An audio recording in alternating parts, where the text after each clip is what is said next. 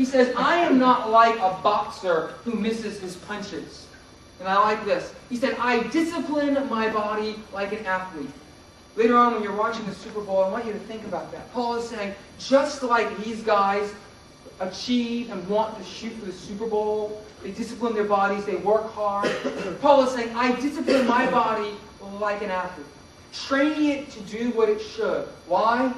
Here's the kicker. After all of that, otherwise I fear that after preaching to others, thousands of people come to Christ, I myself might be disqualified. Wow. This is Paul. I mean, this guy is like, kind of like the #1 Christian. He did great things, wrote lots of books. This is Paul. And he's saying, I might be disqualified. Wow. As I read this, and I've let it kind of percolate in my heart, God has opened up perhaps a very, very, very strong truth. And it's this. The Christian life is a personal journey, not a destination. It is really tempting for us to think of Christianity as something that you achieve once and then live with the rest of your life. It's really easy for us to think of it like a grocery list. Eggs, milk, butter, salvation, cream. You know, it's real easy for us to do that. But God is saying, no, not really. You see, it's a personal journey. Every day, it's setting a goal and taking one step at a time. One step. It's a journey. And Paul unfolds that a little bit more in 2 Corinthians. He says this. He says, examine yourselves to see if your faith is really genuine. Not check your wallet for a church membership card. He says, examine yourselves. Test yourselves. If you cannot tell that Jesus Christ is among you, it means that you failed the test. Jesus, test me. Am I real? Or is this just something I'm pretending? Wow. That's not easy to live with, is it? It's not been for me. So I'm just kind of sharing it out there with you. Now, maybe some of you are saying, all right, Steve, okay, you make a point, but really, this is Paul, he's human just like me. What if he got it wrong? All right, well, let's fast forward to the end. If it's a journey, and if we're supposed to test ourselves along the way, let's go all the way to the end point. And hear the words of Jesus himself. This is Jesus, made the big universe, big guy. This is what he says. And he says this in Revelation chapter 3. He's speaking to church-going Christians, just like you and me. He says, I know all the things you do, that you are neither hot nor cold. You're neither passionate, nor are you just sitting on the sidelines. I know. I wish you were one or the other.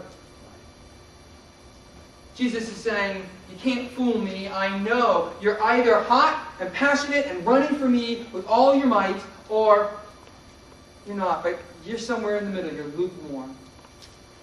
And check this out. But since you are like lukewarm water, I will spit you out of my mouth. I don't know about you guys, but when I meet the creator of the universe, the last thing I want to hear is bleh. And yet that's clearly what the Bible is saying. We have a choice. Jesus is very clearly saying, I know whether you're hot, cold, or lukewarm in the middle. And let me tell you, the lukewarm option doesn't taste good. And then he goes on and he says this. You say, I'm rich, I have everything I want, I don't need a thing. You ever heard that? I've heard it right here. And you don't realize that what? You are wretched and miserable and poor and blind and naked. I advise you to buy gold from me, gold that has been purified by fire. Then you'll be rich, and also buy white garments, so that you will not be shamed by your nakedness. And this is the kicker. Check this out. This is my favorite part of this whole verse. And buy ointment for your eyes, so that you're able to see. That's what this entire series is about. God, give us an ointment that we can put in our eyes so we can see like you see. Jesus says, I am the one who corrects and disciplines everyone I love. Be diligent and turn from your indifference. Not easy words to hear, I admit. They've been rocking my life for weeks now. And I feel like we need to hear them today. Jesus is saying, I've got a vision for you. I'm big. I'm bigger than you could possibly think. I've got a vision for you, and you need to stick to it. If you're like you and me, you look a little bit like that. It's got a text message, you're going, what? So God's got a vision for us. Anybody want to know what that is? Yes. All right, good. Let's jump ahead a little bit. We're going to get into John. And Jesus says, okay, you want to know? You want to know what the vision is? You want to know what the Christian life is all about? Here it is. So now I am giving you a new commandment. Love each other. That's it. Love each other. Just as I have loved you, you should love each other. And then here's the kicker. Your love for one another will prove to the world that you are my disciples. Up here we had two ladies, each who'd seen someone who claimed he was a Christian. Every day of our lives, people around us see us and they know that we call ourselves a Christian. How will they know? Jesus answers it very clearly, by our love. That is the litmus test of our Christianity, our love. Are you a Christian husband? Show it with your love. Christian wife? Love your husband with godly love. Are you a Christian employee? Where's your love? Are you an employer? Where's your love? Are you a Christian driver? Where's your love? If people are going to know we are Christians, there is one litmus test. Our love. This is rocking my world. I'll be honest with you, I walk the streets and I see somebody on the side and God says, so you call yourself Christian, huh? Where's your love? I walk my school and I see thousands of students. Jesus says, if you're a Christian educator, where's your love?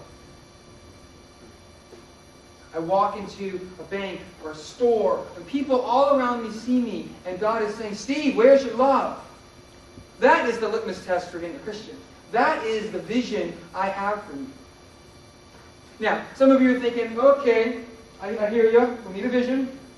A vision's got to do with love. But that seems pretty vague, pretty out there. I don't really get it. I agree.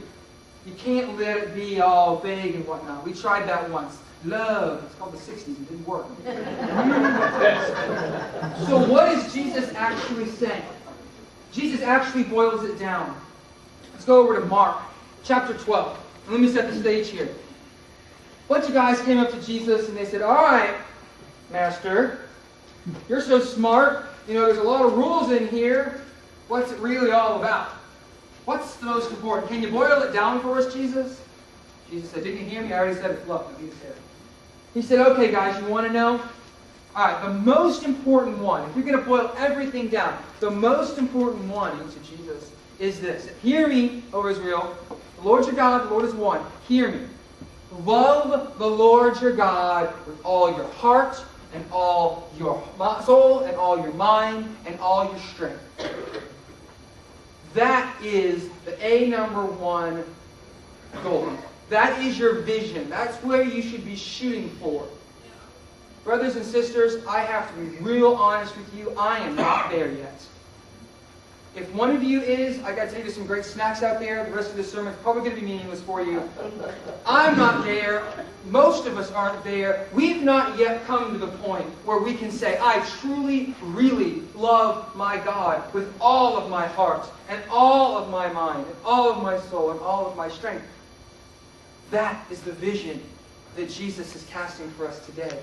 Steve, what if your life was painted like this? What if people could describe you and they say, that guy, he loves the Lord with all of his heart, all of his mind, all of his soul, and all of his strength. That is the vision to work for. Because if I can get a hold of that vision and even make some progress toward it, it's going to have amazing impact. Jesus says, okay, yeah, it's loving God with a vertical love. You and God, you're like this. It's good. And the second is like this. Love your neighbor as yourself. There is no command